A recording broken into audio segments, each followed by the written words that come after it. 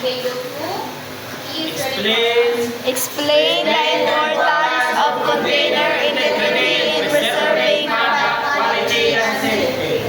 Identify various container materials and design standards used in the fisheries supply chain.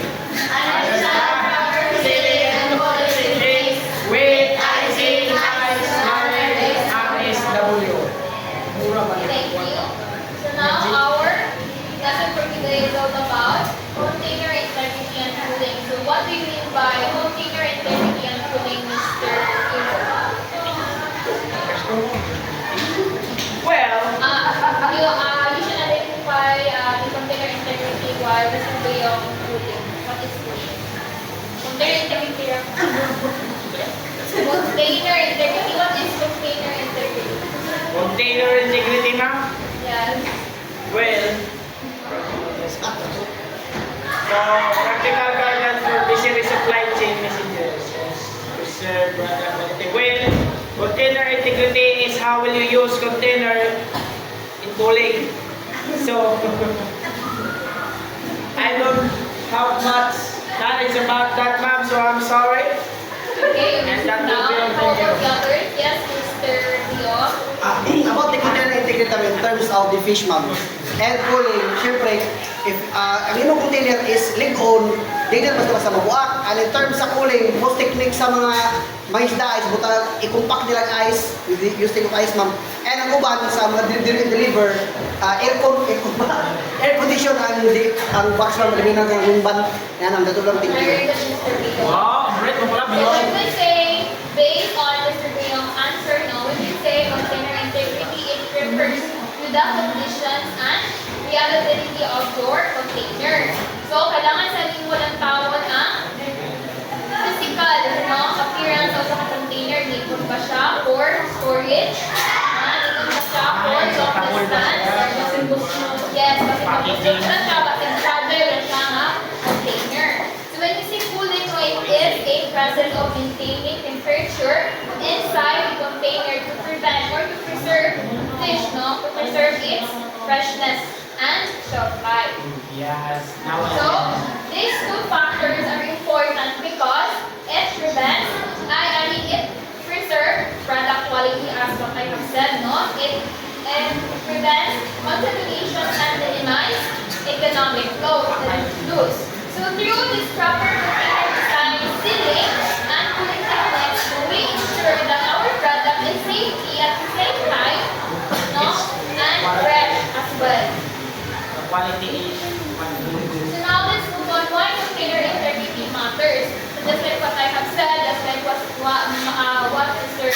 Biong answered, no, container integrity prevents no external contaminations like direct sunlight, no, dirt, and ditch water. So when we say ditch water, so muna siya ang mga water that na-contaminate na ba sa mga chemicals. And then, physical damage like using and brushing. So it also slows the bacterial growth and enzyme spoilage. By that, no, we can protect our product safety and also the shelf life. No? It also reduce our work, no, reject and economic loss. Then support stability and regulatory compliance. So if the proper container and cooling, of course, matrix na with proper labeling as well.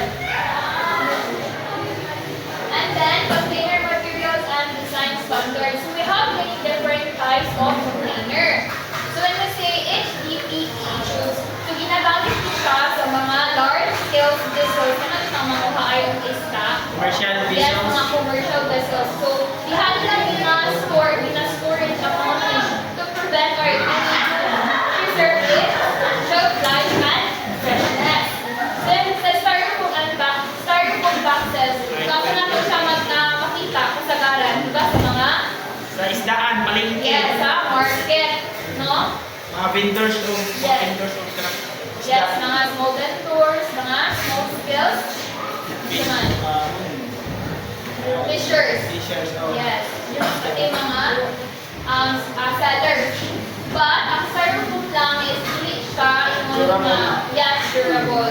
Fragile lang siya. Dapat mo sila siya in one place Hindi siya pwede lipitan o na Keep in shape, dapat siya maintain. If ever in travel, so dapat naka-well protected siya. Yeah. Yes, bawal po siya masabot or sa tipaan lang ay madali na siya makabuka. Yes, travel lang siya. So when you say plastic food and crates, so mga nito ang mga boxes, mga containers na ginagamit sa long distance travel, no?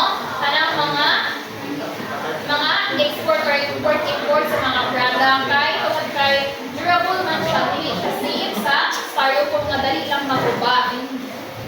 No? And it's also hermetic sales. Muna siya ang brand ng can mga product. Ang pagkakit ng can. Yes, namin na. Mga ano na siya, mga ano yun, introducing yun yung guys, for the power activity. And then, selling practices to maintain goodness. So, muna siya ang step-by-step, no? First, please read. Isolated beds with food-grade gaskets reduce convective heat gain, inspect sets, seals before each trip. So, dapat, una ko na rin ang pag-inspect ng container integrity. Safe ba siya? Strong ba siya para makasure sa dinhaog atong product at sa fish? I think kanang isolated food grade gaskets man kay kanang isolated bang is kana na siya mga guma nga nakakanto-kanto sa takog para isolate kanang sirado ganyan mas dili gyud siya makasulod Para basta ma-maintain ang kabugnaon sa ilaw. temperature to preserve our product or our fish. Very good, Mr. Ito. When we say layering, place it in a 10 ice bed under fish. Fish layer, then ice over to maintain direct contact and uniform cooling. So means ice, anay, sunod, butang sa fish, then Ice na ice to. na gold, butang sa fish. Yung ang pagka-layer. Third one, Limit lid opening during heat handling. Plan rapid load or unload sequences to maintain internal temperature. So, i-prevent na to ang pag-abdi-abdi sa container. No, para ma-preserve ang temperature inside the container. Then, last one is for process. Canned goods follow hermetic sealing and vacuum pressured testing protocol. So, kanang mga nagkakan na